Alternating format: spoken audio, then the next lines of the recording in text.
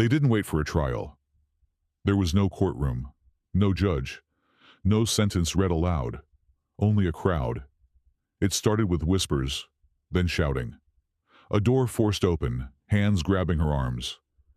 She tried to pull away, but there were too many of them. Men, women, even children followed as she was dragged into the street. Someone laughed. Someone spat. And then, in the middle of the square, they pushed her down onto a chair. A man stepped forward holding clippers.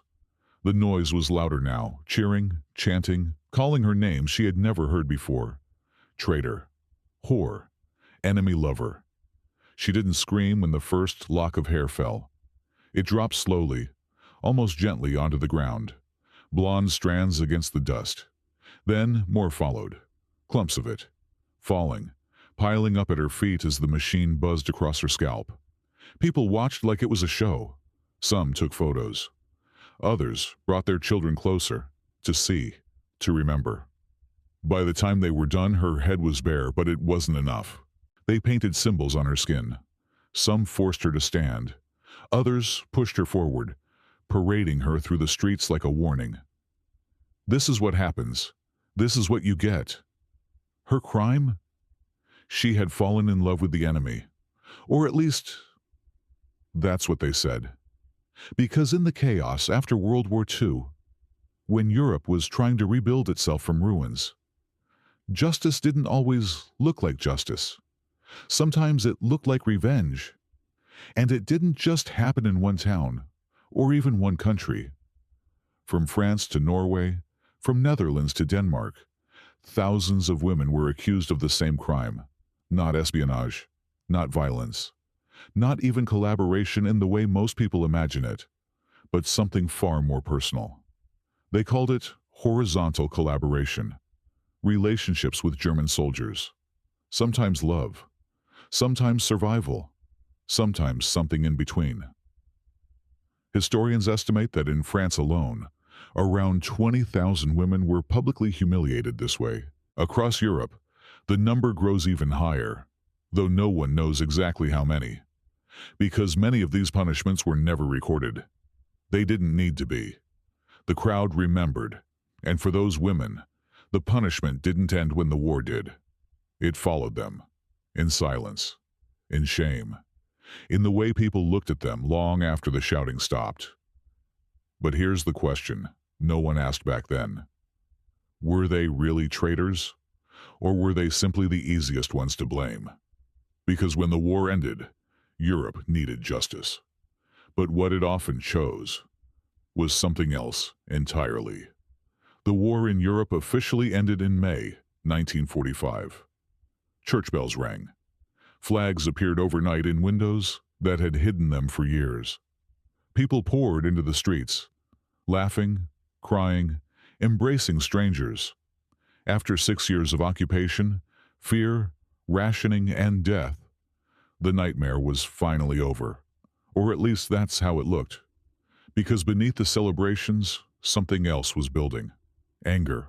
Not the distant, abstract kind aimed at leaders and armies, but something much closer, much more personal. The kind of anger that had been forced into silence during the occupation, now suddenly free to explode. For years, people had lived side by side with the enemy. German soldiers had walked their streets, eaten in their cafes, slept in their towns. Some locals resisted, others cooperated. Most simply tried to survive. But when the occupying forces began to retreat, and control collapsed almost overnight, the question that had been quietly waiting beneath the surface finally emerged. Who among us was on their side? There were no clear answers, no official lists, no immediate investigations. In many places, the legal system had either broken down or was too slow to respond. Governments in exile were only just returning. Police forces were disorganized, sometimes compromised, sometimes missing entirely. Into that vacuum stepped the crowd. What followed, across much of Europe in 1944 and 1945, was not organized justice. It was something far more chaotic. In France, it became known as épuration sauvage, the wild purge. In other countries, it had different names. But the pattern was the same. Neighbors turned on neighbors. Old grudges resurfaced. Personal rivalries suddenly found a convenient justification. Someone who had once been envied, disliked, or simply different could now be labeled a collaborator. And that label could be enough. In the confusion, lines blurred quickly. Real collaborators existed, of course. There were those who had worked with Nazi authorities, informed on resistance members, or actively supported the occupation. Some would later face formal trials. Some would even be executed after legal proceedings. But in those first chaotic months, the difference between guilt and suspicion didn't always matter. What mattered was perception, and perception could spread fast. A rumor whispered in one corner of a village could, by evening, turn into certainty. A glance, a conversation, a memory. Anything could be reinterpreted as evidence. And once the crowd believed it, the outcome was almost inevitable. Public punishment became a form of release. After years of humiliation under occupation, people wanted to reverse the roles. They wanted to feel power again, control, justice, at least as they understood it. But without courts or due process, justice became something else. It became visible, performative. It needed to be seen. People were dragged into streets, accused loudly, punished publicly. Not in private rooms or behind closed doors, but in squares and marketplaces where everyone could watch, where everyone could participate. And among all the suspected collaborators, one group stood out as the easiest to identify and the easiest to target: women. Not because they had committed the worst crimes, but because their crimes were the most visible. A relationship, a child, a rumor of affection toward the enemy. Unlike political or military collaboration, which could be hidden, denied, or complicated, these were things people believed they could recognize instantly. And in a moment when Europe was desperate to draw clear lines between loyalty and betrayal, simplicity was powerful. Too powerful. Because it meant that in the absence of real investigations, entire categories of people could be judged at a glance. No documents needed, no proof required, just a story, and a crowd willing to believe it. In countries like Norway, Netherlands, and Belgium, similar patterns began to emerge. The details varied. Some places relied more on arrests, others on social exclusion. But the underlying impulse was the same. The war had ended, but the need to punish had not. And in that fragile, uncertain moment, when Europe was trying to rebuild itself, redefine itself, and cleanse itself of everything associated with the occupation, justice was no longer just about what people had done. It was about what they represented. And for thousands of women across the continent, that distinction would make all the difference. If there was one place where the anger of liberation turned into something visible, something unforgettable, it was France. By the summer of 1944, as Allied forces pushed through the country and German troops retreated, entire towns and cities suddenly found themselves free. But freedom didn't arrive with stability. It arrived with a vacuum. And in that vacuum, the purge began. They called it épuration, the cleansing. At first, it was supposed to be about justice, about identifying collaborators, punishing those who had actively supported the occupation, restoring a sense of moral order after years of humiliation. But almost immediately, it split into two paths. There was the official purge, épuration légale, carried out by courts, investigations, and formal trials. And then there was something else entirely, the épuration sauvage, the wild purge. It didn't wait for judges. It didn't need evidence. It only needed a crowd. Across France, in cities like Paris, Lyon, and small villages that had barely appeared on maps before the war, Scenes began to unfold that looked disturbingly similar.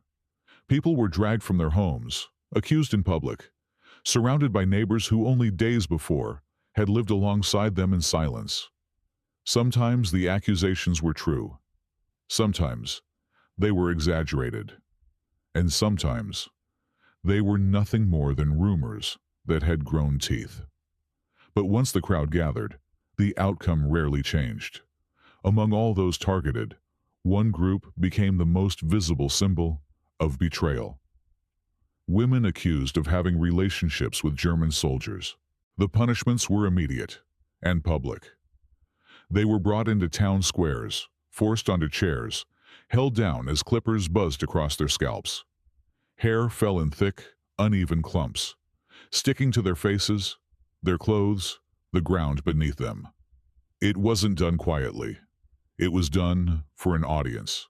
People gathered not just to watch, but to participate. Some shouted insults, others laughed. Children were lifted onto shoulders to get a better view. In many cases, photographs were taken, images that would later spread far beyond those streets, becoming some of the most haunting visual records of post-war Europe. But shaving their heads was only the beginning. Many women were marked, literally, swastikas painted onto their foreheads. Signs hung around their necks, labeling them as traitors. Some were stripped partially, or completely, their bodies turned into public warnings. And then they were paraded. Through streets they had walked all their lives, past neighbors who knew their names, past homes that would never feel the same again. The message was clear. This is what happens. This is what betrayal looks like. Historians estimate that around 20,000 women in France were subjected to this kind of public humiliation. The number is staggering, but what makes it even more striking is how normalized it became. In many places, it wasn't seen as cruelty. It was seen as necessary, a way for communities to cleanse themselves, to draw a line between the past and the future, to prove to themselves and to others that they had not been passive, that they had resisted in their own way. But the reality was far more complicated, because while these women were being punished in the streets, many of the men who had collaborated more directly, with political power, with economic influence, with real consequences, were nowhere to be seen. Some had fled. Some blended back into society. Some would later face trial, but not in front of a screaming crowd. And that contrast didn't go unnoticed. Even at the time, there were voices, quiet, often ignored, that questioned what was happening. Was this justice? Or was it something easier, something faster, something that allowed a wounded society to release its anger without confronting the full complexity of its own past? The women became symbols, not necessarily of what they had done, but of what people needed them to represent. They were visible, recognizable. Their crimes could be understood instantly, without documents, without testimony. And in a moment when France was desperate to rebuild its identity, that simplicity was powerful, too powerful. Because once the crowd decided who you were, there was no appeal, no defense, no second chance. And for thousands of women across France, the liberation of their country marked the beginning of something else entirely. A different kind of sentence, one that would follow them long after the war had ended. They gave it a name, a term that sounded almost clinical, almost harmless. Collaboration horizontale. Horizontal collaboration. It didn't refer to espionage, or political allegiance, or military support.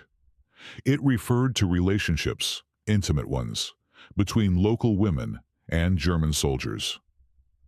But in post-war Europe, especially in France, that distinction didn't make it less serious.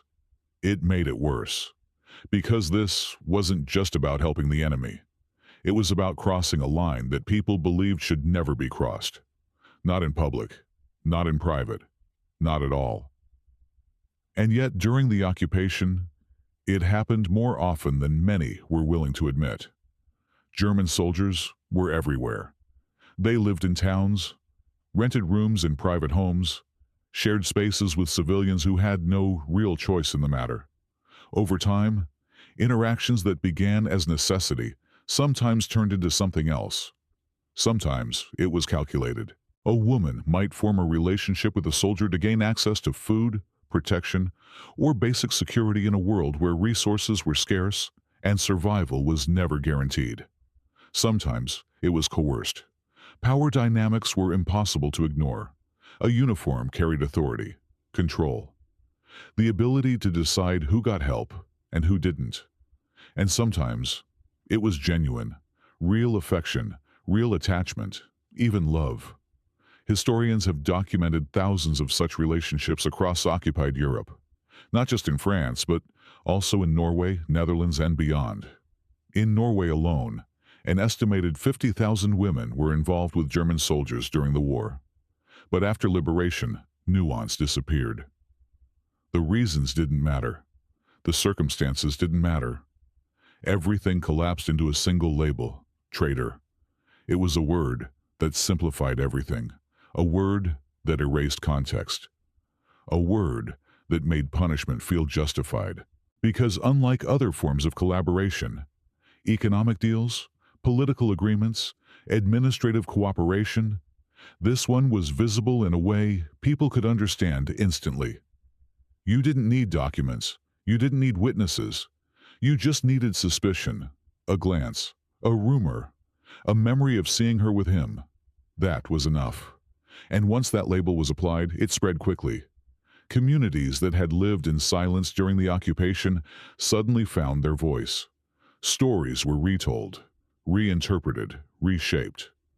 What might once have been dismissed or ignored became proof. Proof that someone had crossed the line. But here's what made it even more powerful and more dangerous. It wasn't just seen as betrayal of the nation. It was seen as betrayal of identity. Women were expected to represent the honor of their country, their bodies, their choices, their relationships. All of it became symbolic. And when that symbolism was broken, the reaction was not measured. It was emotional, personal, furious. Because in the minds of many, these women hadn't just interacted with the enemy. They had welcomed him.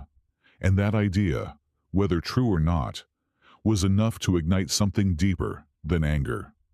It ignited humiliation, national humiliation, redirected onto individual lives. And so, when the war ended, punishing these women became more than an act of justice. It became a way to reclaim dignity, to restore a sense of control, to say, this is who we are, and this is what we reject. But in doing so, something crucial was lost.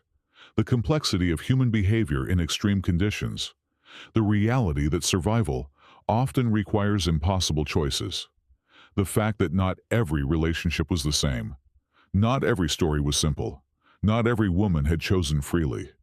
And yet, in the eyes of the crowd, those distinctions disappeared, because it was easier that way, easier to see them all as the same, easier to punish without hesitation, easier to believe that the line between loyalty and betrayal had always been clear, even when it hadn't been. And as this idea spread across Europe, one thing became certain. This wasn't just about what these women had done. It was about what society needed them to represent. And that need would shape everything that came next. For a long time, the images from France dominated the story. The shaved heads, the crowds, the parades through narrow streets. They became symbols of liberation, turning into something darker. But France was not unique. What happened there was simply more visible. Because across Europe, as the war ended and occupation collapsed, the same pattern began to emerge, again and again, in different countries under different conditions, but driven by the same instinct. Find the guilty, punish them, make it seen. In Norway, the women had a name, tyskertoser, German girls. It wasn't a neutral term. It carried contempt, accusation, and judgment all at once. And unlike France, where punishment often came from spontaneous crowds, Norway's response quickly took on a more structured form. Authorities began identifying these women in large numbers. Thousands were arrested. Many were detained without formal charges. Some were sent to internment camps, facilities originally used during the war, now repurposed for those accused of fraternizing with the enemy. But it didn't stop there. Citizenship became a weapon. Women who had married German soldiers, or were even suspected of forming close relationships, risked losing their nationality. In some cases, they were deported, forced out of the country entirely, treated not just as traitors, but as outsiders. And then there were the children. Children born from these relationships were labeled German children. Many were separated from their mothers, placed in institutions, or stigmatized for years, even decades. The punishment wasn't always loud, but it was just as lasting. In Netherlands and Belgium, the scenes looked more familiar. Public humiliation, women dragged into streets, heads shaved, crowds gathering, watching, participating. The same ritual played out in different languages, in different towns, but with the same message. You crossed the line. Now you pay. Sometimes it was organized by local resistance groups, sometimes by returning authorities, and sometimes, again, by the crowd itself. What mattered was not who started it. What mattered was that it felt justified. In Denmark, the approach was quieter, but no less powerful. Women accused of relationships with German soldiers were often ostracized rather than publicly punished. They lost jobs, lost friends, lost their place in the community. Doors closed. Conversations stopped. Lives narrowed into isolation. Because not all punishment needs a spectacle. Sometimes silence is enough. Across these countries, the details changed, but the logic remained the same. Relationships with the enemy were transformed into something larger than themselves, something symbolic. And symbols are dangerous because they don't allow for exceptions. They don't allow for nuance. They don't allow for stories that don't fit. A woman who loved. A woman who was afraid. A woman who had no choice. All of them could be reduced to the same image, the same accusation, the same fate. And that's what makes this pattern so striking. It wasn't coordinated. There was no single directive, no shared plan across Europe to punish women in this way. And yet, it happened everywhere, almost instinctively, as if societies, emerging from years of occupation, had reached the same conclusion at the same time. That to rebuild, they needed to purge. And to purge, they needed visible proof. Someone to stand in the square. Someone to carry the shame. Someone to remind everyone else what happens when you cross the line. And again that someone was a woman. Which raises a deeper question. If this was about justice, why did it look the same everywhere? And why did it always seem to fall on the same people? The punishments were not designed to be hidden. They were meant to be seen. That was the point. In the chaotic months after liberation, when laws were fragile and institutions barely functioning, something else took their place. Something older, more instinctive. Public shame. It wasn't new. Societies had used it for centuries. But in post-war Europe, it returned with a force that felt almost ritualistic. Because this wasn't just about punishing individuals. It was about sending a message, a warning, a performance. The moment a woman accused of horizontal collaboration was dragged into the street, the transformation began. She was no longer just a person. She became a symbol, and symbols need an audience. Crowds gathered quickly, they always did. Word spread fast, faster than any official notice ever could. People came not just to witness, but to participate, to shout, to judge, to belong. Because in that moment, standing in the crowd meant something. It meant you were on the right side. It meant you were not one of them. And that distinction mattered. The act itself followed a pattern. First, the exposure. Being taken from a private space, a home, a room, a life, and brought into the open. Visibility was the first step. Once you were seen, everything else became easier. Then, the transformation. The shaving of the head. It was simple, fast, and devastatingly effective. Hair carried meaning, femininity, identity, dignity. Removing it wasn't just physical, it was symbolic. It marked the body, changed it, made the accusation permanent, at least for a time. And unlike a prison sentence or a fine, it couldn't be hidden. There was no way to walk through a street unnoticed, no way to escape the gaze of others.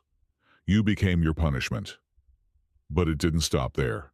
In many cases, the humiliation was intensified.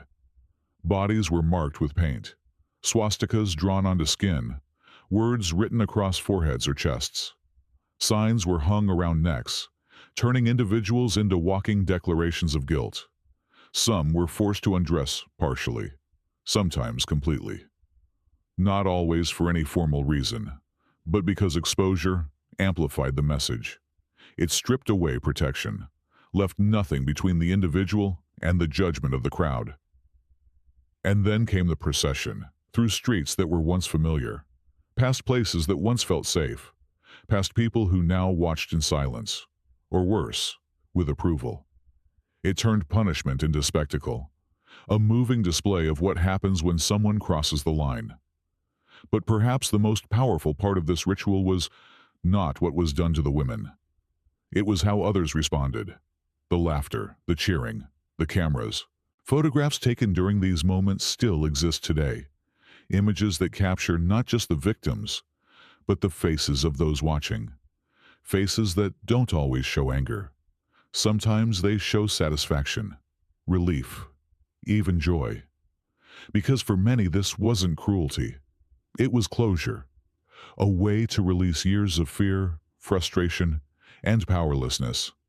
A way to feel, for the first time in a long time, in control. And that's what made it so effective. Public shame didn't just punish the individual. It unified the crowd. It created a shared moment, a collective identity built on the rejection of a common enemy. Even if that enemy was no longer a soldier. Even if that enemy was now one of their own. But there's something else worth noticing. Something that often gets overlooked. These punishments required very little evidence. No documents. No testimony. No formal process. All they needed was belief. Once the crowd believed someone was guilty, the ritual could begin, and once it began, it rarely stopped. Because public shame feeds on itself. The more people watch, the more it feels justified. The more it feels justified, the more it spreads. Until it becomes normal, expected, even necessary. And in that environment, the line between justice and cruelty becomes almost impossible to see. Because when punishment becomes a performance, the goal is no longer fairness. The goal is impact, visibility, memory, to make sure no one forgets. But in doing so, something else happens. Something quieter. Something harder to measure. The person at the center of it all, the one being punished, disappears. Not physically, but as an individual, replaced by a symbol, a warning, a story told by others. And once that happens, the question is no longer what they did. It becomes something much simpler, much more dangerous. What do we need them to represent? If this had truly been about justice, the pattern would have looked different. It would have followed evidence. It would have targeted those with the most power, the greatest influence, the clearest responsibility for what happened during the occupation. But it didn't. Because while women were being dragged into the streets, shaved, marked, and paraded, many of the men who had collaborated with far greater consequences were nowhere in sight. Or at least, not in the same way. In countries like France, thousands of men had worked directly with Nazi authorities. They held administrative positions, managed businesses that supported the German war effort, provided intelligence, enforced policies, and in some cases, actively participated in persecution. Their actions shaped lives, decided fates, led to arrests, deportations, even deaths. And yet, when liberation came, their punishments, if they came at all, looked very different. Many faced formal investigations. Some were arrested, interrogated, brought before courts. A number were convicted and executed after legal proceedings. But crucially, their cases were processed, documented, debated. They existed within a system, even if that system was imperfect, overwhelmed, or politically influenced. They were judged behind doors, by officials, through procedures that at least attempted to resemble justice. Women, on the other hand, rarely received that. Their punishment was immediate, visible, irreversible. They were judged not in courtrooms, but in public squares, not by judges, but by neighbors. And the criteria used against them were often far less precise. A rumor, a relationship, a memory. That was enough, which raises an uncomfortable question. Why? Why did the response fall so heavily and so visibly on women, while many men were either processed quietly or avoided punishment altogether? Part of the answer lies in visibility. Male collaboration was often bureaucratic, political, hidden within documents and decisions that required investigation to uncover. It was complex, layered, sometimes difficult to prove. Female collaboration, as it was defined at the time, was simple, or at least it appeared to be. A woman seen with a German soldier, a known relationship, a child born during the occupation. These were things people could understand instantly.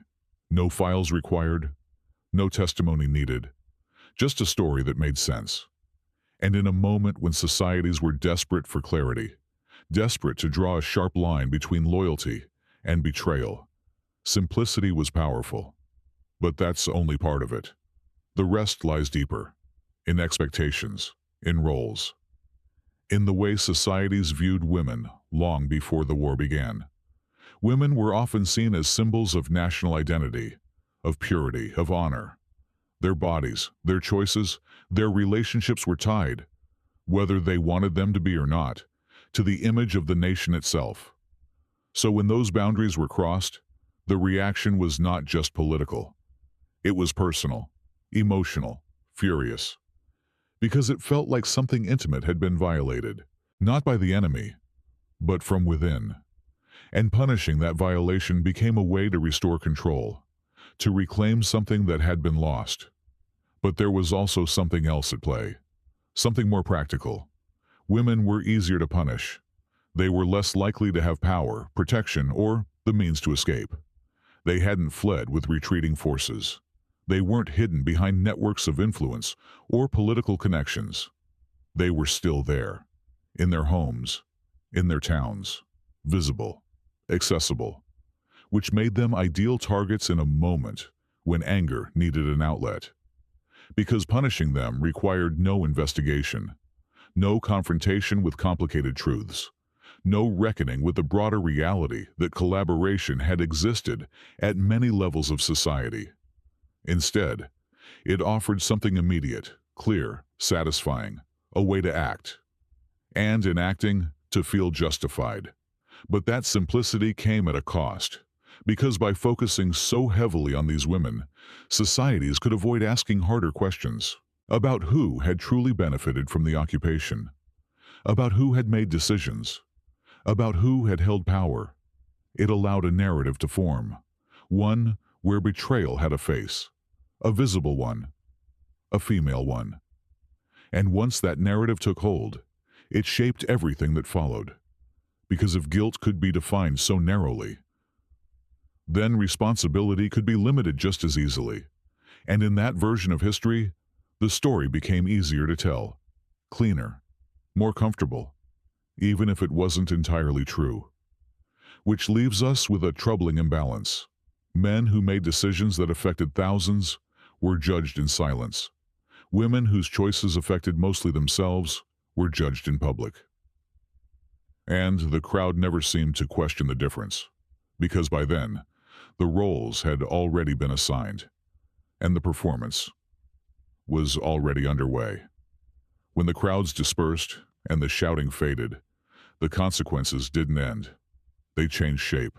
Because for many of these women, the war had left something behind that couldn't be shaved away, painted over, or hidden. A child. Across Europe, thousands of children were born from relationships between local women and German soldiers. In Norway alone, historians estimate between 10,000 and 12,000 such children. In France, the numbers were also significant, though harder to trace, often buried in silence or never officially recorded. At the time of their birth, they were simply children. But after the war, they became something else. Symbols. Living reminders of an occupation that people wanted to forget. In Norway, they were often called tyskerbarn, German children. The label followed them everywhere. It wasn't just a description, it was a judgment, a mark. And like their mothers, they had no way to escape it. Some were taken from their families, placed in orphanages or institutions, not because they had done anything wrong, but because of who their fathers were believed to be. Authorities and communities alike struggled with what to do with them, how to classify them, where they belonged, whether they belonged at all. In some cases, officials even considered deporting them to Germany, a country many of them had never seen, a place that no longer existed in the form it had during the war. The idea was simple and deeply flawed. If they came from the enemy, perhaps they should return to it. But reality was never that simple. Most of these children had never known their fathers. Many German soldiers had left, been killed, or disappeared long before the war ended. What remained were mothers, often young, often alone, often already marked by public shame. And now, they carried something else, responsibility and scrutiny. Because raising these children did not happen in private, communities watched, judged, whispered. A child walking down the street could trigger memories people didn't want. A face, a name, a rumor. It was enough to reopen wounds that had never truly healed. Some children were bullied, excluded, reminded again and again that they were different, that they came from something unacceptable, that their existence itself was a problem. And for their mothers, the stigma didn't fade with time. If anything, it deepened. Because unlike shaved hair, which eventually grew back, a child was permanent, a visible connection to the past, a story that could not be erased. In France, many women tried to rebuild their lives quietly. Some moved away, changed towns, attempted to start over where no one knew them. Others stayed, either by choice or because they had nowhere else to go, and learned to live with the weight of constant judgment. But even in silence, the consequences remained. Jobs were harder to find, relationships more complicated, trust more fragile, because memory in these communities was long, and forgiveness was rare. It would take decades, sometimes generations, before these children began to speak openly about their experiences. Before historians and journalists started asking questions, not about what their mothers had done, but about what had been done to them. Stories emerged, of isolation, of institutional abuse, of identities shaped by something they never chose. And slowly, the narrative began to shift, from condemnation to curiosity, from judgment to understanding. But for those who lived through it, that shift came too late, because childhood doesn't wait for history to catch up, and neither does stigma. For many of these children, the war didn't end in 1945. It followed them, into classrooms, into workplaces, into families of their own. A quiet inheritance of something they never asked for, which raises another uncomfortable truth. The punishment didn't stop with the women. It extended, spread, passed on. Not by law, not always by intention, but by something just as powerful, memory, and the refusal to let the past stay in the past. It's easy to talk about numbers. 20,000 women in France, tens of thousands more across Europe. Entire categories, labels, statistics. But numbers don't tell you what it felt like. They don't tell you who these women were. And more importantly, they don't tell you how different their stories could be. Because behind every accusation was a life that didn't fit neatly into a single word like traitor. Some stories began with something simple: a meeting, a conversation, a glance that lasted a little too long. In occupied towns, German soldiers were not distant figures. They were present, visible, human, often young men far from home. They spoke, they laughed, they tried to build something resembling normal life in a place that was anything but normal. And sometimes connections formed, not political, not strategic, just human. There are accounts from women who described genuine affection, relationships that, in another time, might have seemed ordinary. They went for walks, shared meals, talked about the future as if the war didn't exist. But history doesn't allow those kinds of relationships to stay neutral. Not when one side wears a uniform. Not when the entire country is under occupation. And so, after the war, those memories were rewritten. Not as love, but as betrayal. Other stories were far less romantic. In cities where food was scarce and survival was uncertain, relationships could become transactions. A woman might agree to spend time with a soldier in exchange for bread, for protection, for something as basic as safety. These were not choices made freely. They were choices made under pressure, under fear, under conditions where refusing could mean something far worse. But once the war ended, that context disappeared. What remained was the image: a woman with a German soldier, and for many, that was enough. Then there were the stories no one wanted to hear. Stories of coercion, of power used without consent, of situations where the line between relationship and violence was never clear to begin with. In these cases, the label of collaboration became even more distorted, because it placed responsibility on the wrong person, turned victims into perpetrators, and gave the crowd a target without forcing them to confront the reality of what had actually happened. But the crowd didn't ask those questions. It didn't look for nuance. Because nuance complicates things. And in the aftermath of war, people were not looking for complications. They were looking for clarity, for certainty, for someone to blame.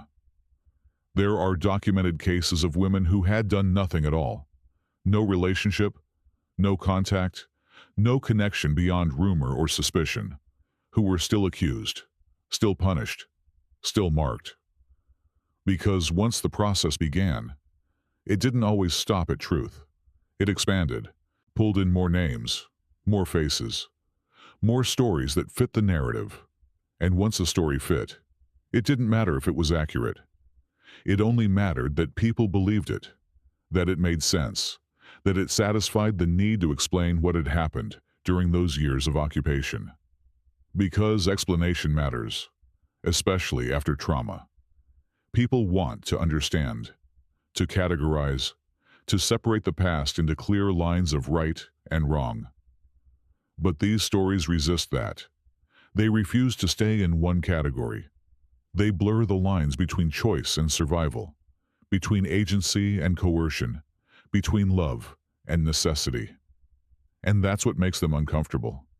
Because if even one of these women was not a traitor, if even one of them had been punished for something more complicated than betrayal, then the entire system of judgment begins to crack, the certainty begins to fade, and in its place comes something harder to deal with: doubt. About what really happened, about who was responsible, about whether justice, in those moments, was truly justice at all.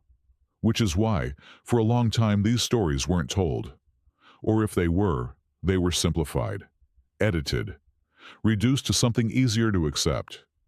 But the truth has a way of resurfacing, not all at once, not loudly, but piece by piece, through testimonies, through archives, through voices that were once silenced. And when those voices are finally heard, they don't always say what people expect. They don't always confirm the narrative. Sometimes they challenge it. Sometimes they break it entirely. Because behind every shaved head, behind every accusation, there was a story. And not all of them were the same, not even close. By the time the shouting stopped, the question no one wanted to ask was already there. Quiet, uncomfortable, impossible to ignore. Was this justice, or was it something else entirely? In the months following liberation, Europe needed to believe it was restoring order, that what had happened during the occupation would be answered, that those who had crossed the line would be held accountable. And in many cases, that did happen. Trials were held, investigations carried out, sentences delivered. But alongside that process, sometimes ahead of it, sometimes instead of it, another kind of justice unfolded. Faster, louder, more visible, and far less controlled. What happened in places like France and Netherlands wasn't coordinated by a single authority. It wasn't guided by a shared legal framework. It didn't follow consistent rules. And yet it felt right. At least to those participating. Because after years of occupation, humiliation, and fear, people were not just looking for justice. They were looking for release, for a way to process everything that had been suppressed. The anger, the helplessness, the compromises they had been forced to make, or had chosen to make. And that's where things become complicated. Because punishment, in this context, served more than one purpose. It wasn't just about the person being punished. It was about the people doing the punishing, about reclaiming control, about rewriting the narrative, about proving, to themselves as much as to others, that they had been on the right side all along. Even if reality had been more ambiguous, even if survival had required silence, or cooperation, or choices that didn't fit neatly into categories of resistance or betrayal. Public punishment allowed those complexities to disappear, to be replaced by something simpler, cleaner. A story where guilt had a face, a body, a name. And once that story took hold, it spread quickly, because it was easier to focus on individuals than on systems. Easier to punish someone visible than to confront the broader reality that collaboration had existed in many forms, at many levels, across entire societies. It wasn't just a few people. It wasn't just a few women. It was everywhere, and that's a much harder truth to face. So instead, attention narrowed, focused, condensed into moments that could be seen, shared, remembered. A woman in a chair, a crowd in a square, a punishment that felt final. Even if it wasn't fair, but fairness was not the priority. Not in those moments. Because fairness requires distance, reflection, time. And none of those things were available. What was available was emotion. And emotion doesn't wait. It acts. It reacts. It seeks resolution, even if that resolution comes at a cost. Which brings us back to the central tension. Revenge feels immediate. It satisfies something instinctive. It provides a sense of closure. Justice, on the other hand, is slower, more complicated, often unsatisfying in the moment. It requires restraint. And restraint is difficult, especially after years without it. So when people look back at these events today, the judgment is rarely simple. Some see them as necessary, a raw, imperfect response to an unbearable situation. Others see them as a failure, a moment when societies, instead of rising above the violence they had endured, repeated it in a different form. And maybe both are true. Maybe what happened was neither entirely just nor entirely unjust, but something in between. Something shaped by circumstance, by trauma, by the need to act in a world that had lost its balance. Because in the end, the question isn't just what was done, it's why it was done, and whether, under similar conditions, the outcome would be any different. Because it's easy to judge from a distance, with the benefit of time, with the clarity that comes long after the events themselves. But in those streets, in those moments, surrounded by people who believed they were doing the right thing, The line between justice and revenge was not clearly drawn. It was blurred, shifted, redefined in real time, and once it moved, it was very hard to move it back. Years passed. The streets quieted. The crowds disappeared. The photographs were filed away into archives, history books, documentaries. Hair grew back. Cities were rebuilt. Europe moved forward. But not everything was restored. Because for the women who had been dragged into those squares, marked, humiliated, and judged in front of their own communities, the war never really ended. It changed. It became quieter, more personal. But it stayed.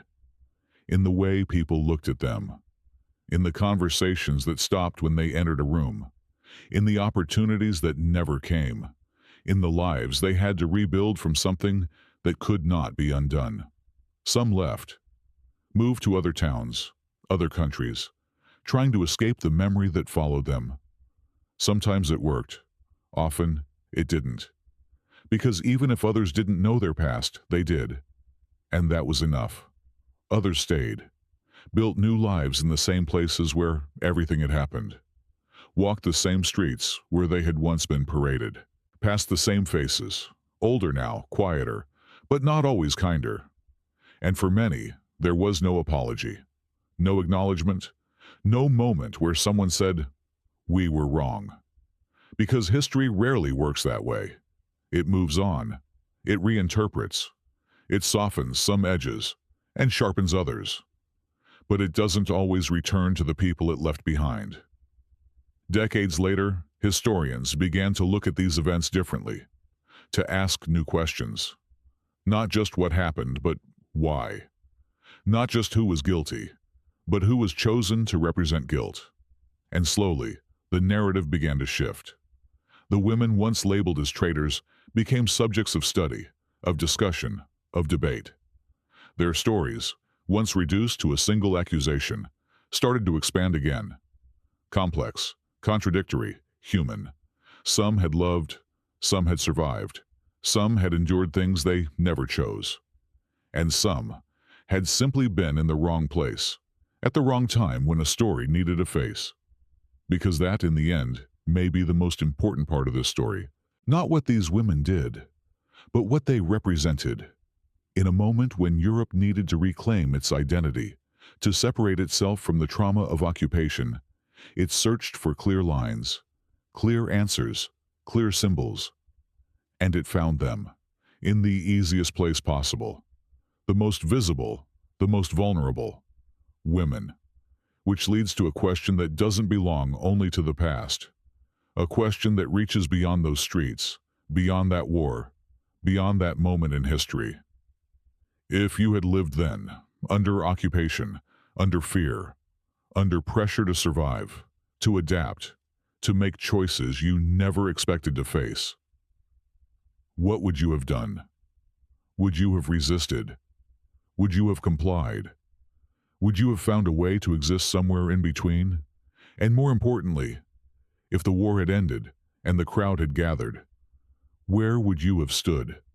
Because it's easy to believe we would have chosen differently, that we would have seen the nuance, understood the complexity, refused the simplicity of blame.